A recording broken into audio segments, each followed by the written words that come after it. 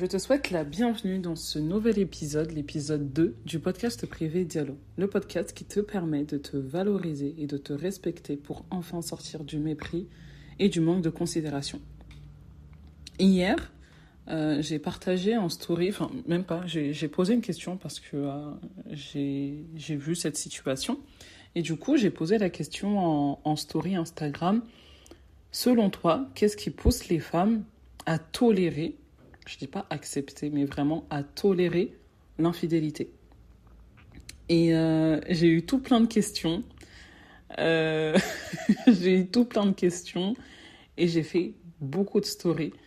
Et il y a pas mal de femmes qui m'ont envoyé des messages pour me dire qu'elles se sentaient visées par ce que je dis. Elles se sentaient visées par ce que je dis, parce que c'était beaucoup de réalité. Mais en fait, pour elles, et du coup la réponse, et pas mal de réponses justement par rapport à la question, ça a été la peur. La peur de se retrouver seule, la peur de ne pas assumer financièrement, la peur tout simplement de se dire aussi que c'est pas forcément une peur, mais tout simplement le fait de se dire que les hommes, de toute façon, ils sont tous pareils, tout le monde trompe, enfin tous les hommes ils trompent. Du coup, on se contente de ce qu'on a en fait, tout simplement, et on compose avec. Mon discours est assez tranché sur le sujet.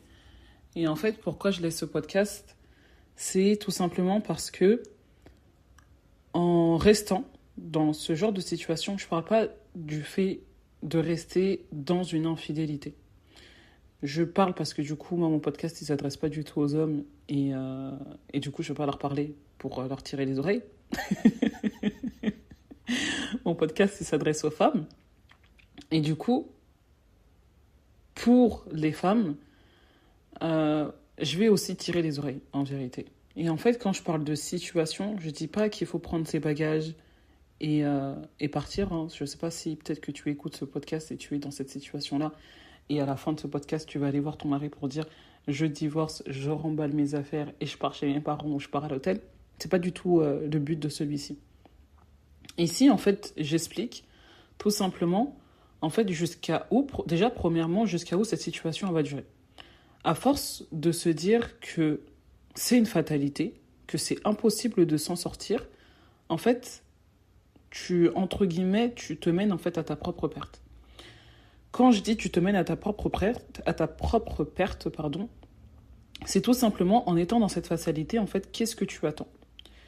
Tu attends de mourir dans cette situation avec énormément de rage, énormément de frustration, énormément de colère vis-à-vis de lui, mais surtout vis-à-vis de toi.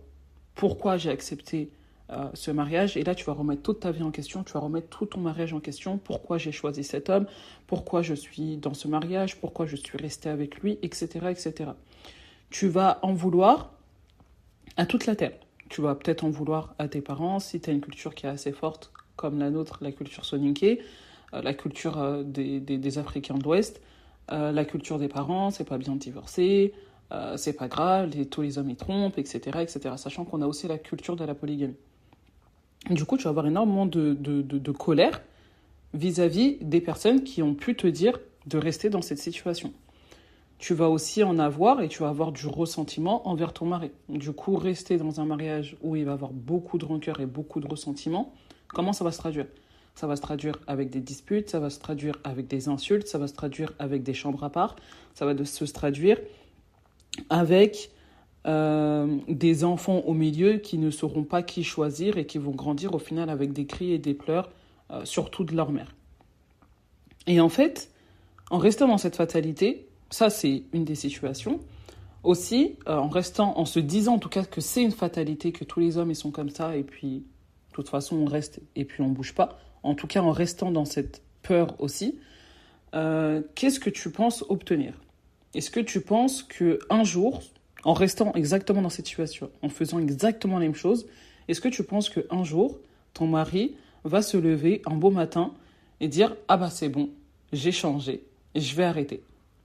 Est-ce que tu espères, en faisant exactement les mêmes choses, en restant exactement dans la même situation, sans rien changer, sans rien dire, ou en disant des choses mais avec beaucoup de colère et comme j'ai dit avec beaucoup de ressentiment, qu'est-ce que tu espères? que le mari il vient un bon matin et qui te dit bah voilà, c'est bon, j'ai changé, je vais arrêter ce que je fais. Est-ce que tu attends de l'honneur de sa part et te dire, comme beaucoup d'Africains de l'Ouest malheureusement, elle, ça a été la femme qui a tout subi pour moi, ça a été la meilleure, mais de l'autre côté, faisait toutes ces conneries. Est-ce que tu attends cet honneur à la fin de sa vie ou à la fin de la tienne? Est-ce que c'est ce que tu attends? C'est vraiment des questions que je me pose parce que personnellement, j'arrive pas à comprendre et c'est pour ça que j'ai fait cette story. C'est que j'arrive pas à comprendre. Et deuxièmement, en fait, j'ai trop de peine dans le cœur. J'ai trop de peine de me dire que on va continuer en fait de subir. Soit on va continuer de subir, soit on va tout simplement subir ce que d'autres personnes ont subi avant nous. Voire même nos mères, en fait, qu'ils ont peut-être pas par l'infidélité, mais peut-être par d'autres problèmes. En fait, on va continuer de répéter en fait ce schéma-là. Premièrement, il y a ce point-là. Deuxièmement, on a aussi la peur, et là du coup je vais répondre à la peur des femmes qui m'ont répondu en me disant qu'elles ont peur. Enfin, il y a la peur de se retrouver seule, il y a la peur de l'insécurité financière, et il y avait une autre peur aussi, elle m'a dit la dépendance affective, si je ne me trompe pas. Et en fait, en partant de cette peur-là, la peur, elle n'est pas censée être là pour nous bloquer. En fait, en restant dans cette peur, c'est exactement la peur, au final, là, en fait, c'est limite, tu utilises de la peur, c'est comme si la peur, c'était le bâton que tu donnais pour te faire battre. C'est archi dur ce que je dis, et je le comprends, et je vais l'expliquer. Et je vais même te donner une solution. Donc, ne coupe pas le son maintenant. Ici, la peur, c'est limite le bâton que tu donnes pour te faire battre. Pourquoi ? Parce que la peur, elle n'est pas censée être là pour te bloquer. Elle n'est pas censée être là pour te dire tu restes dans cette situation en faisant exactement la même chose pour éviter une certaine situation, en l'occurrence le fait de se retrouver seul. La peur, qu'est-ce que va engendrer la peur dans cette situation ? Premièrement, elle va engendrer le fait que tes réactions vont être hyper prévisibles. C'est-à-dire qu'en fait, peu importe ce que ton mari fait, peu importe ce que ton mari dit, tu vas t'asseoir et tu vas l'écouter. Tu vas l'écouter, tu vas t'énerver un peu. Ok, c'est bon, je me suis énervé. On va faire la guerre pendant une semaine et après. La situation va revenir exactement à la situation initiale parce que tes réactions sont prévisibles. Il savait que tu allais réagir comme ça. Bouder, t'énerver, crier, faire chambre à part pendant une semaine et revenir. Ta réaction, elle était totalement prévisible. Parce qu'il sait que tu as peur. Les femmes qui ont peur, elles dégagent ce truc, enfin ce manque d'assurance, ce manque de confiance, entre guillemets, vis-à-vis d'elles-mêmes. Et en fait, c'est malheureusement aussi, certains hommes vont jouer dessus. Et en fait, en jouant dessus, il ressent, et en fait, c'est là où tes réactions elles sont prévisibles, c'est qu'il va savoir et qu'il va analyser, il va savoir pourquoi tu réagis comme ça.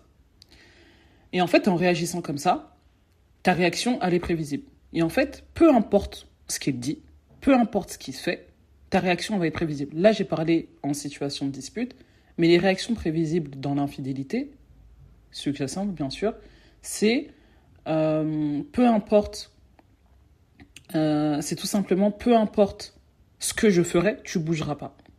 Voilà, je te le dis, c'est clair, net et précis. Tu n'iras nulle part. Je sais très bien que t'es pas capable de faire quoi que ce soit. Je sais très bien que t'es pas capable de partir nulle part. T'es pas capable de me quitter. Tu m'aimes trop. Tu vas aller où ? Et en fait, malheureusement, hein, vraiment, c'est pas tous les hommes qui sont comme ça. Mais malheureusement, certains hommes, surtout quand ils savent que tu vas avoir peur, ils vont tirer cette corde-là.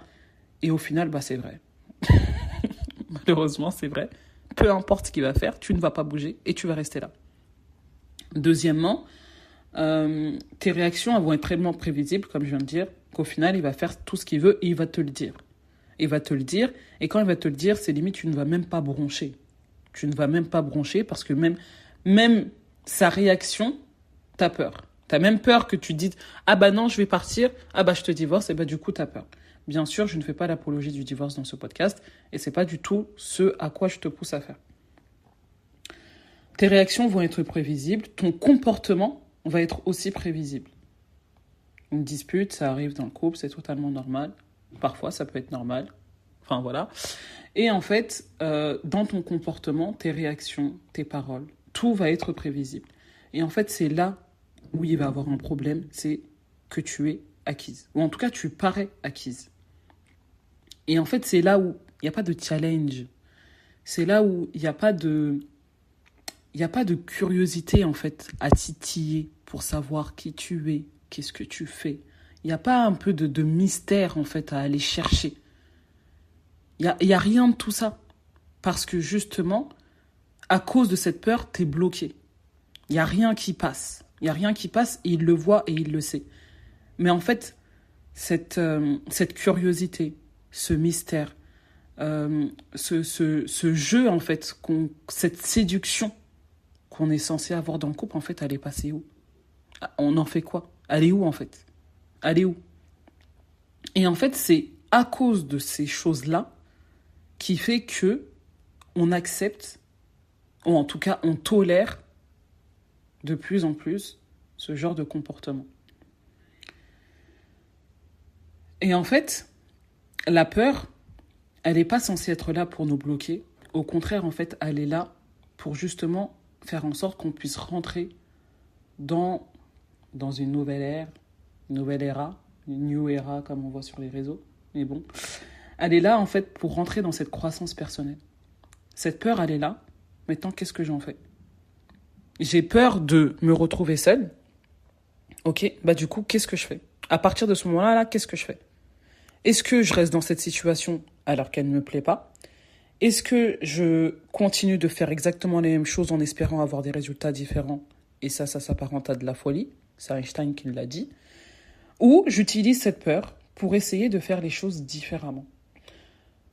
Et en fait, c'est là où le problème de la différence va se présenter, de faire les choses différemment.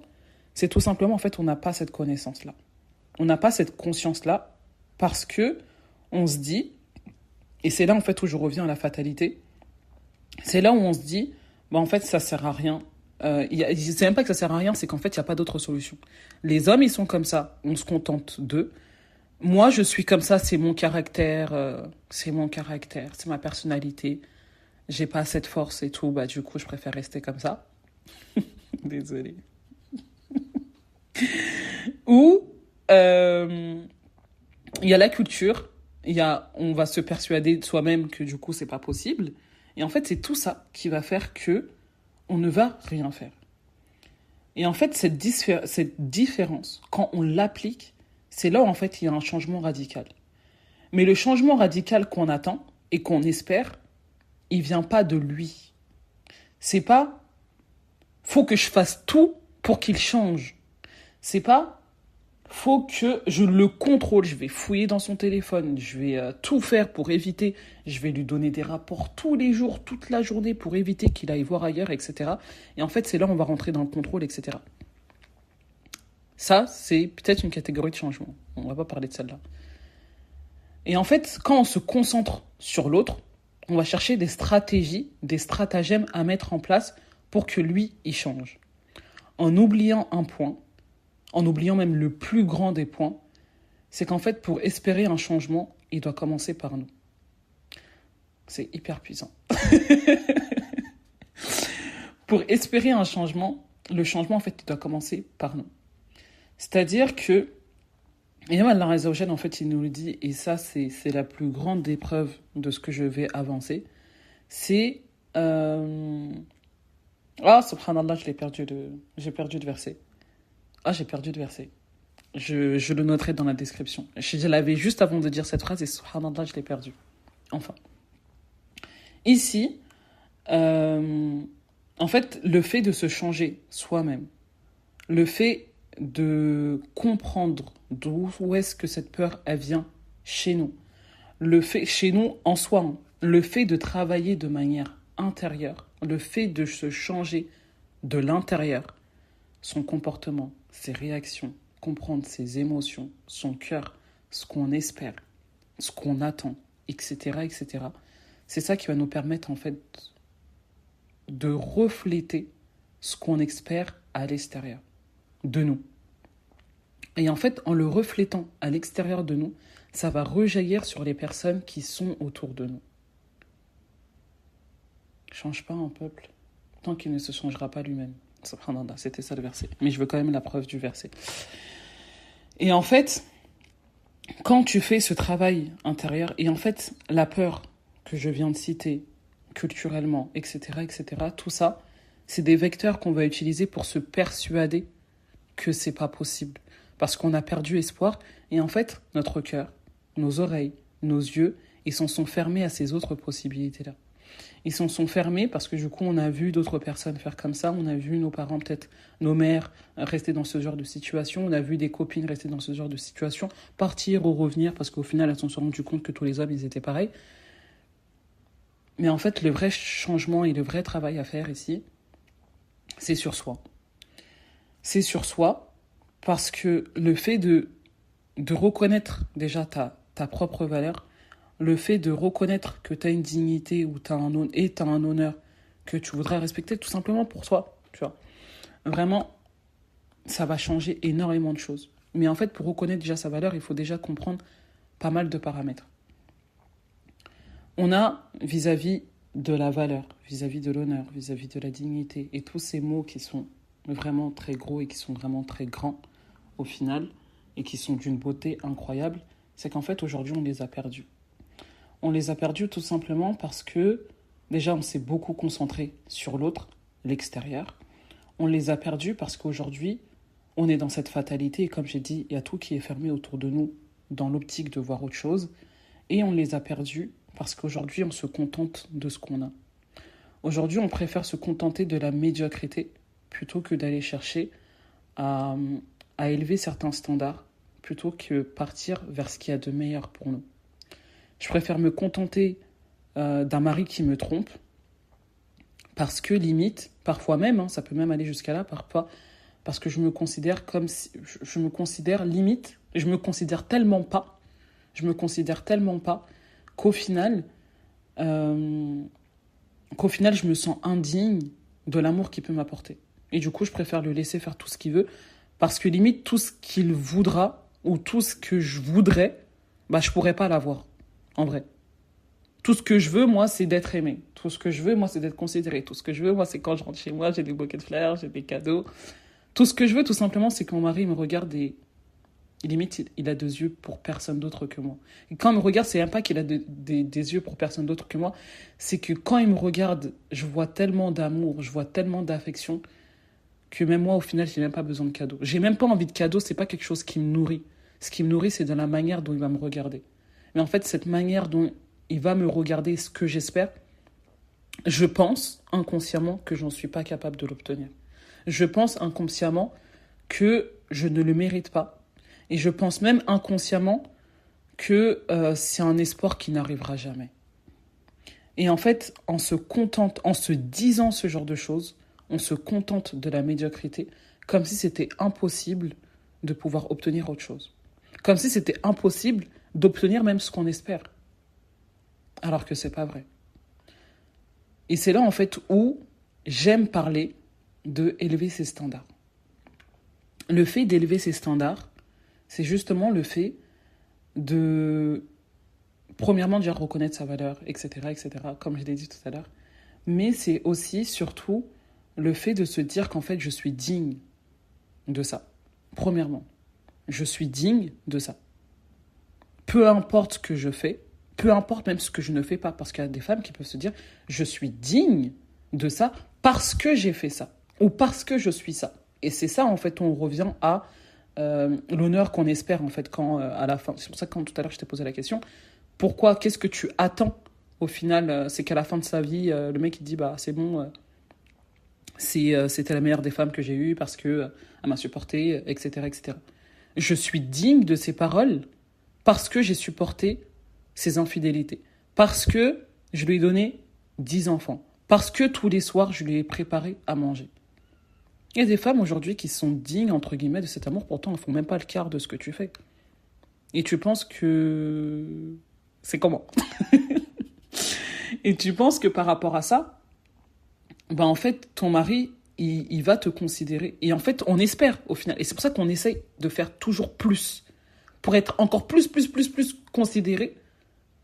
Encore plus considéré. Parce qu'on ne se sent pas digne. Mais il y a des femmes qui font rien de tout ça et pourtant elles sont dignes et elles sont considérées. Et en fait, quand on élève ces standards, dans le respect qu'on a envers nous-mêmes, dans l'amour qu'on a envers nous-mêmes, la rahma, parce que du coup il y avait une réponse aussi, c'était aussi la rahma. Et en fait, la rahma innée de la femme, ok, mais en fait cette rahma innée de la femme, aujourd'hui on l'a oubliée pour nous-mêmes et on la donne à toute la terre. Jusqu'à que nous, on n'en peut plus. Et quand on n'en peut plus, on n'a que nos yeux pour pleurer parce qu'on se rend compte que tout ce qu'on a donné, on ne l'a pas récupéré. Et voire même, aujourd'hui, on n'a même plus le temps, on n'a même plus l'énergie, on n'a même plus la santé, on n'a même plus le cerveau, on n'a même plus les cheveux, on n'a même plus la beauté pour pouvoir essayer de pouvoir se relever. Et en fait, toutes ces choses qu'on ne s'apporte pas à soi-même, en fait, ça va être difficile de les donner. Et élever ces standards, c'est justement le fait de se respecter. Et quand je dis se respecter, c'est aussi respecter les autres. Parce qu'en fait, quand tu vas donner à ton mari et ouvrir toutes les portes là pour qu'il aille voir de droite à gauche, entre guillemets, hein. Je ne dis pas que tu l'as ouvert les portes pour dire tiens, vas-y, hein. Mais on imagine. Et en fait, ces portes qui ont été ouvertes, lui ne te respecte pas, mais toi aussi tu ne te respectes pas. Toutes les fois il l'a fait, en fait, comment ça s'est passé ? Et en fait, le fait de se respecter et respecter les autres, c'est pas de l'arrogance. Au contraire, c'est juste la normalité. Mais cette normalité, en fait, aujourd'hui, on ne l'a plus. Et en fait, pour revenir juste à la base, aujourd'hui, c'est juste ça. Revenir juste à la base. Sortir de la médiocrité, revenir à la base, juste ça, déjà, c'est déjà élever ses standards. Parce qu'aujourd'hui, juste ça, il n'y a même pas 80% des personnes qui le font. Il y a 80% des femmes. Parce qu'aujourd'hui, on est tellement bas, on est tellement dans un niveau qui est bas, qu'au final, juste revenir à la base, d'être respecté, d'être honoré, bon, en fait, on ne l'a pas. Juste ça, déjà, t'élèves tes standards. Et après, on a l'excellence. Et là, on va encore dans un autre level, on va encore dans un autre niveau. Se respecter et respecter les autres, sans forcément faire d'arrogance. Être riche. Moi, j'aime parler de la richesse, parce qu'en fait, aujourd'hui, on a allié la richesse à l'argent. Les valeurs morales, les mœurs aujourd'hui, elles sont tellement basses, elles existent tellement plus, qu'au final, on les a perdues. Et aujourd'hui, juste le fait d'avoir des valeurs, juste le fait d'avoir des valeurs hautes, d'avoir des valeurs morales qui sont hautes, le fait d'avoir de l'ambition dans son caractère, dans sa personnalité, le fait de vouloir une croissance personnelle, le fait de tout simplement être dans l'honneur, avoir des bonnes mœurs, pardon, c'est ça que je voulais dire, avoir des bonnes mœurs, en fait aujourd'hui, c'est bancal. Et juste ça, en fait, c'est une richesse. Tu vas voir quelqu'un marcher dans la rue, pas dans la rue, dans la rue, mais quelqu'un qui se respecte, quelqu'un, quand tu le vois, ça se voit qu'il marche avec des valeurs, elle va transpirer une richesse, parce que juste dans sa manière de se tenir, elle va être totalement différente. Juste dans sa manière d'être, elle va être totalement différente. Et en fait, c'est ça où est-ce que moi je veux t'amener aujourd'hui. C'est justement, tu vois, toute cette richesse, cette haute ambition, ces standards dont je te parle pour les élever, cette intelligence, cette manière de communiquer. Parce qu'aujourd'hui, quand on parle, c'est que des cris. Si c'est pas des cris, c'est de la vulgarité. Quand c'est pas de la vulgarité, c'est du manque de respect. Et quand c'est pas du manque de respect, c'est du manque d'estime. Tout ça, ça revient à une chose, élever ses standards. Le podcast, là, il est assez long.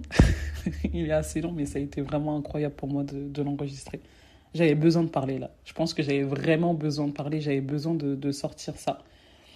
Et en fait, si c'est quelque chose qui te parle, si c'est quelque chose dont tu as envie d'être, je ne te parle pas d'avoir, parce que je ne te parle pas d'avoir quelque chose. Si, bien sûr, ça va se refléter. Le fait d'être toi, tu vas attirer, en fait, à toi certaines choses. Tu vas être en étant déjà beaucoup plus apaisé, en étant beaucoup mieux, en te sentant beaucoup mieux en fait dans ta peau et dans ton corps, en sachant communiquer, tu vas attirer naturellement des personnes vers toi. Tu vas attirer naturellement par ton charisme, par ta prestance, par ton assurance, tu vas attirer naturellement, on parle de mariage, tu vas attirer naturellement ton mari vers toi. Le gain qu'il espérait gagner à l'extérieur en faisant ce genre de bassesse, en fait, il va le retrouver dans son propre foyer. Et limite, ce qu'il va perdre en étant ailleurs, en fait, il va vouloir le gagner en étant avec toi. Et ça, c'est juste un pan de ce que tu pourrais gagner. Ça, c'est juste un petit point de ce que tu pourrais gagner. Parce qu'il y en a encore d'autres. Et si c'est quelque chose qui te parle, si c'est quelque chose dont tu as envie, si c'est quelque chose que tu ressens plus profond de toi et que tu te dis, ouais, aujourd'hui, dans mon stade de ma vie, c'est ça que je vise, c'est ça que je veux, eh bien, sache que le 3 septembre, j'organise un challenge. Et pas n'importe quel challenge. C'est vraiment un challenge qui te permet justement de remettre le curseur de la valeur au bon endroit, premièrement. Mais également, le 3 septembre, je vais sortir mon tout premier programme qui parle justement de ça. Pendant longtemps, j'ai parlé de sexualité. Pendant longtemps, j'ai parlé d'hygiène intime. J'ai souvent fait des masterclass et en fait, je ne m'étais pas rendu compte que le point que je voulais parler, c'est exactement ce que je suis en train d'enregistrer comme podcast. Je le disais, je le faisais dans la vie de manière hyper naturelle. Je vais te raconter ça dans une autre histoire. Dans une des histoires, en tout cas, que j'ai à te raconter. Et en fait, ici, dans le programme que je vais te proposer, c'est exactement ce que je te propose d'apprendre. Ce que je te propose d'apprendre, c'est d'apprendre à susciter la considération en étant toi et en élevant tes standards. Et juste ça, je peux t'assurer, et je vais mettre ma main à couper, que ta vie elle va être transformée. Sur ce, je te laisse, je retourne sur Insta. D'ailleurs, si tu ne me suis pas là-bas, tu peux aller, parce que là, en ce moment, mes stories, elles sont incroyables, et je pense que juste les interactions, elles sont assez folles, que je repartage assez souvent. Et si ce n'est pas le cas, je te souhaite de... Non, je vais te poser une question. Je pense qu'à chaque fois à la fin du podcast, je vais te poser une question sur laquelle tu pourras réfléchir. C'est...